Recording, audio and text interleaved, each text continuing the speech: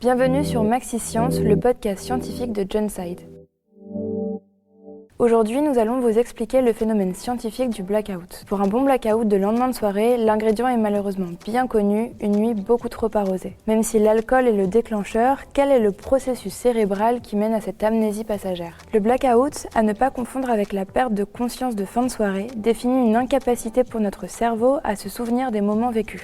Ce phénomène est lié à l'impact de l'alcool sur l'hippocampe, le siège de la mémoire dans notre cerveau. Ce dernier joue un rôle primordial dans les processus chimiques de consolidation de l'information sur le long terme. Cette structure cérébrale étant plus sensible que d'autres aux effets inhibiteurs de l'alcool, il n'est alors plus en capacité de transformer la mémoire immédiate en mémoire à long terme. Aaron White, neuroscientifique au Duke University Medical Center, définit le processus de la manière suivante. C'est comme une cassette pour laquelle on aurait cessé un temps d'appuyer sur le bouton « Enregistrer ».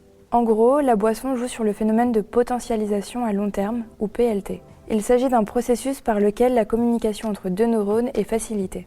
Plus précisément, les molécules d'éthanol vont perturber les récepteurs sur lesquels se fixe le glutamate, un neurotransmetteur indispensable à la connexion neuronale.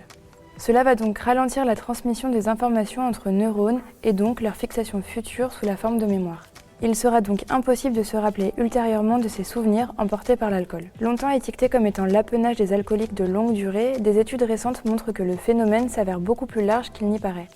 En effet, 50% des moins de 25 ans disent en avoir expérimenté au moins une au cours de leur vie. Très longtemps, on a cru que seuls les alcooliques étaient sujets à ce genre d'épisode amnésique, explique le professeur Michael Nassila, chercheur en addictologie à l'université de Picardie. Désormais, nous savons également que le blackout peut arriver à n'importe quelle personne buvant trop vite ou en trop grande quantité.